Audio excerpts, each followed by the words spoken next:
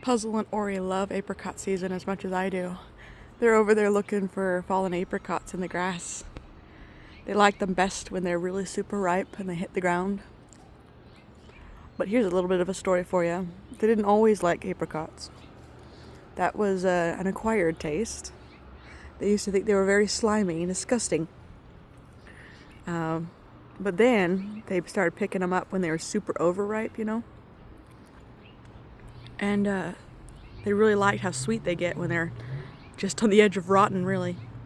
Well, when they were babies, they would race out here. I was introducing them to the outdoors. At that time, they still lived indoors with me. And they would race out here as fast as their little legs could take them. And they'd pick up apricots. And I would race over there to try to stop them. And because I'd heard that the apricot pits caused them to choke. So I was really worried for them. And I didn't think fruit was very good for them to eat at that time either. So raced out there to try to grab them. And they would start gobbling up the apricots, pit and all, and swallowing them whole. And I was like, no! So I'd drag their little butts inside and keep them in their room, only to come back later and find out that they had spat out the pit.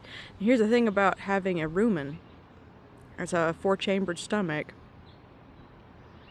One of the 4 chambers of the stomach of the sheep is that there is a small compartment called I think the reticulum, which it catches big pieces of feed to send it back up to the mouth for chewing, cud chewing. And so that part of the stomach caught those pits, those seeds, and sent them back up, so they just kind of spat them out afterward. Anyway, I don't fuss so much about apricots in apricot pits anymore, because I understand that that's going to happen. And these girls actually do love apricots. And they'll eat them and let the pit fall out of their mouths rather than going down into their stomachs when they're allowed to do it on their own. Anyway, the tree never dropped so many that I would be afraid of them. Not upsetting their stomachs.